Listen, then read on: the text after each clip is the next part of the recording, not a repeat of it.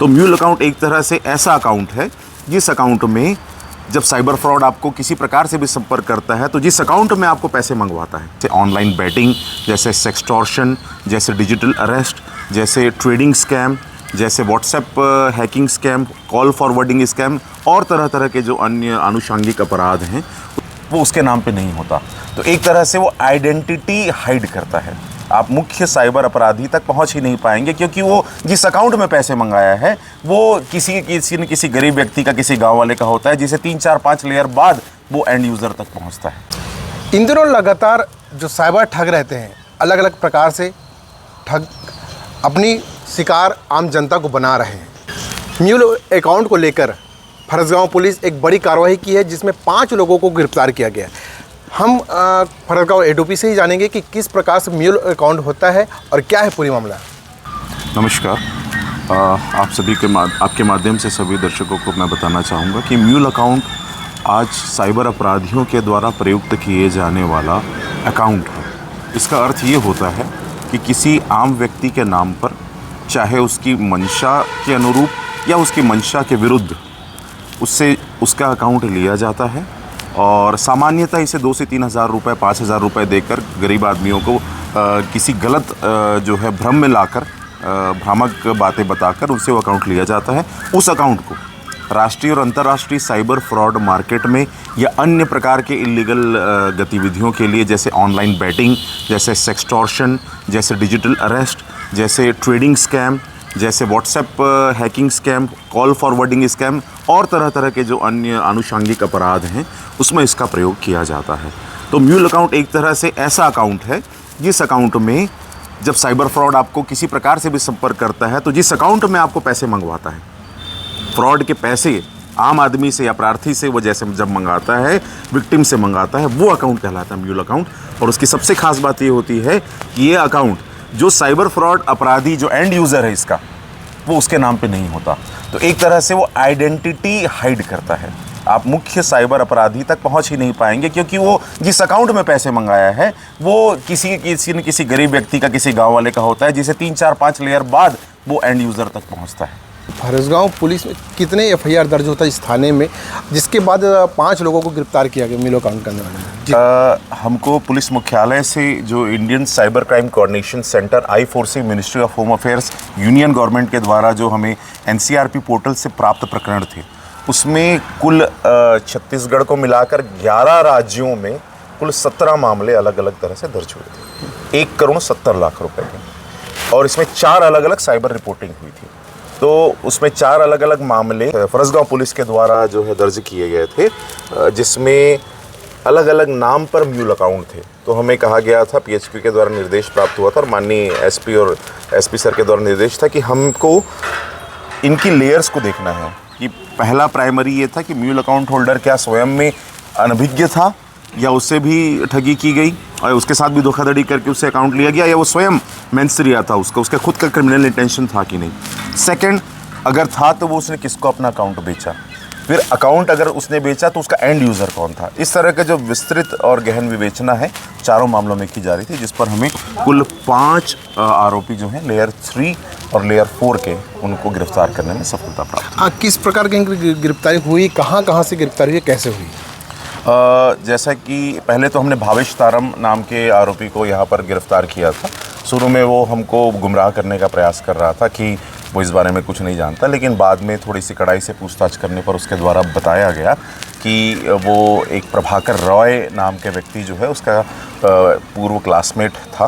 तो उसके द्वारा बहकावे में आकर और उसके साथ एक क्रिमिनल कॉन्स्पिरेसी जो है कहेंगे, उसके तहत मिलकर स्वयं भी म्यूल अकाउंट दिया और अन्य लोगों को भी व्यवस्था करने लगा, जिन्हें अन्य 4-5 लोगों का भी उसने म्यूल अकाउंट प्रभाकर को बेचा है। जैसे ही भावेश तारम की गिरफ्तारी की खबर उन्हें मिली तो वो छुपकर दिल्ली जाकर उसने अपना फ़ोन बंद कर दिया और उसके बाद से पुलिस की पहुंच से बहुत दूर अपने रहने का प्रयास कर रहा था, गिरफ्तारी से बचने का प्रयास कर रहा था, कानूनी प्रक्रिया से बचने का प्रयास कर रहा था। और लगातार फिर हमारी स्पेशल टीम SP सर ने बनाई और हम कंप्लीट टेक्निकल एनालिसिस कर जो है उस पर पहुंचने का प्रयास कर रहे थे। थोड़ा डिफ़िकल्ट था क्योंकि ये आरोपी बहुत ही ज़्यादा स्मार्ट था। इसने किसी भी प्रकार का सोशल मीडिया यूज़ नहीं करता था, किसी भी प्रकार का ये फ़ोन इस्तेमाल नहीं कर रहा था, कोई भी पुराना फ़ोन पुराना सिम इस्तेमाल नहीं कर रहा था। लेकिन अंततः आरोपी जो है वो पकड़ में आता ही है। अगर अपन पूरे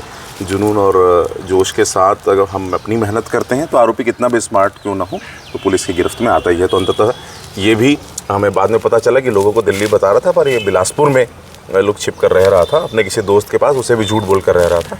और वहाँ से जो है उसके बारे में पतासाजी की गई और उसे वहाँ से हिरासत में लिया गया। तत्पश्चात अन्य 4 आरोपीगण को भी गिरफ्तार किया गया। वो भी जो नेक्स्ट लेयर के आरोपीगण थे वो भी बहुत शातिर थे। वो सबसे मज़े की बात है कि लेयर 3 के आरोपी ने लेयर 4 के आरोपी का कभी चेहरा नहीं देखा।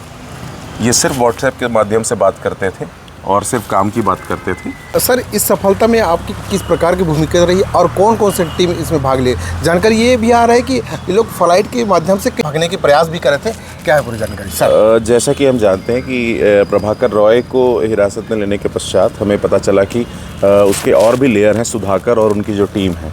तो मज़े की बात है कि इसने प्रभाकर ने कभी सुधाकर को देखा ही नहीं था। इनकी फ़ोन में ही बात होती थी, व्हाट्सएप में ही बात होती थी, एक दूसरे का चेहरा नहीं देखते थे।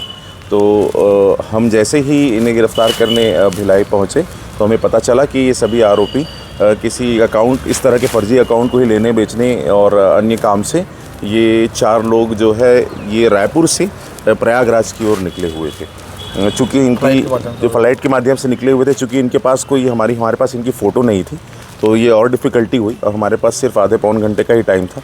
तो इसमें एसएसपी रायपुर सर और सीआईएसएफ के कमांडेंट साहब और प्रयागराज में यूपी पुलिस के जो कासों हैं और एयरपोर्ट पुलिस स्टेशन के जो निरीक्षक साहब हैं, इन सभी ने त्वरित कार्रवाई करते हुए 30-35 मिनट के अंदर ही हमने सभी जानकारियां जुटाई। इनके संबंध में इनकी फ़ोटोग्राफ्स भी रायपुर एयरपोर्ट से व्यवस्था की गई और अंततः इनको जो है पुलिस की हिरासत में प्रयागराज में सभी टीमों के कोऑर्डिनेशन से उन्हें हिरासत में लिया गया। सर, इसको आप कितनी सफलता मानोगे कि क्योंकि एक बताया जा रहा है कि हर बार एक लेयर तक ही पहुंचते थे, आप लोगों ने पूरे 4 लेयर तक पहुंचे, तो कोंडागांव पुलिस के लिए कितनी बड़ी सफलता है?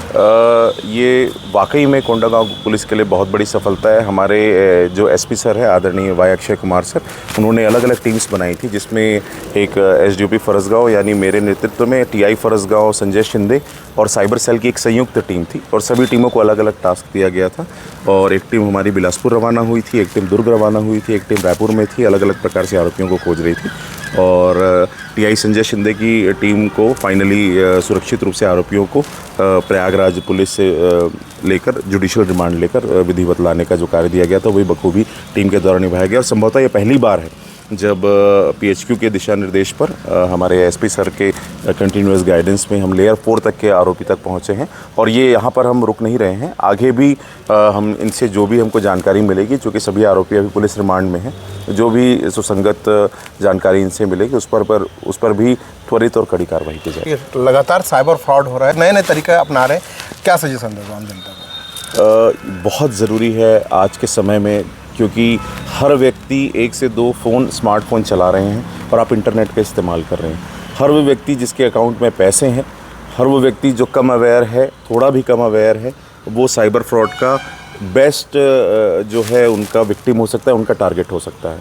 साइबर फ्रॉड का मेन प्रिसेप्ट ये है कि आपके साथ प्रतिरूपर द्वारा छल करना। वो किसी भी प्रकार से आपसे इम्पर्सनेशन करेंगे। वो किसी पुलिस अधिकारी बन के आपके थ्रू आ सकते हैं, वो किसी पुलिस अधिकारी की फ़ोटो भी लगा सकते हैं, वो कोई नोन या ट्रस्टवर्दी व्यक्ति का चेहरा लेकर, ट्रस्टवर्दी कंपनी का चेहरा लेकर उसके द्वारा प्रतिरूपण करके आप तक पहुंचेंगे। आपके लिए सबसे ज़रूरी चीज़ है कि जैसा कि हमारे मिनिस्ट्री ऑफ होम अफेयर्स ने Indian cyber crime coordination centre, उनका एक ट्विटर हैंडल है जो एक्स हैंडल है, सभी को यूज़ करना चाहिए @cyberdost। वो एक बहुत प्यारी बात बोलते हैं कि छोड़कर लालच, लापरवाही और डर, मेरे दोस्त सोच समझकर क्लिक कर। तो हमको हमेशा ध्यान रखना है कि थिंक बिफोर यू क्लिक। आप कभी भी कोई चीज़ क्लिक करते हैं उसके पहले आपको कॉन्शियसली देखना है कि ये मैं क्यों क्लिक कर रहा हूँ। फॉर एग्जांपल, आप व्हाट्सएप के किसी ग्रुप में हैं, कोई भी लिंक आता है कि आप इतना प्राइस प्राप्त करें, कृपया आप लालच में ना आएँ, कृपया आप लापरवाही ना करें। अगर आपको कोई आपके आजकल APK फ्रॉड भी होता है जिसमें क्या करते हैं, शादी का कार्ड भी .apk के माध्यम से आपको भेज देंगे। अगर आप क्लियर नहीं हैं, किसी भी APK फाइल को मत खोलिए। तो उससे हो सकता है कोई ना कोई वायरस या फिर आपका पूरे का पूरा आपका फ़ोन जो है क्लोनिंग हो सकता है या रिमोट एक्सेस मिल सकता है सामने वाले आरोपी को। इससे आप ज़रूर बचें। अपने पासवर्ड्स आप लगातार चेंज करते रहें। हमेशा मैं लोगों को देखता हूं कि अपना नाम और बर्थडे का ही सबसे कॉमन पासवर्ड है, तो ये सभी को पता है। आप 2 layer password, 3 layer two factor verification भी अपने व्हाट्सएप में सभी लोग ऑन कीजिए, बहुत आसान है। आधे घंटों इंसान फेसबुक और ट्विटर और यूट्यूब में स्पेंड करता है, तो कृपया आप 10 मिनट रोज़ स्पेंड कीजिए कि अपने फ़ोन को और कैसे सेफ़ रखें, अपने ऐप को हम कैसे सेफ़ रखें। अपडेट वर्जन हमेशा लीजिए आप अपने ऐप्स का, इससे भी आपको फ़ायदा होगा। और सबसे महत्वपूर्ण ये है कि अगर आपके साथ साइबर फ्रॉड हो जाता है तो बिल्कुल मत डरिए। 1930 में आप कॉल कर सकते हैं, राष्ट्रीय साइबर हेल्पलाइन नंबर है, उसको आप यूज़ कीजिए। नज़दीकी साइबर पुलिस या नज़दीकी थाने जाइए और हमेशा आप लालच, लापरवाही और डर तीनों से बचें और हमेशा सोच समझकर किसी भी लिंक पर आप क्लिक करें।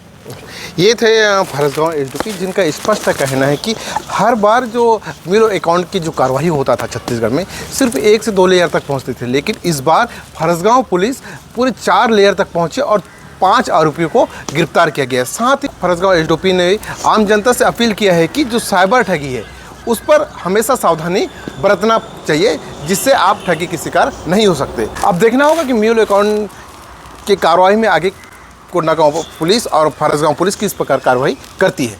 प्रकाश नागा, 24 केस काल।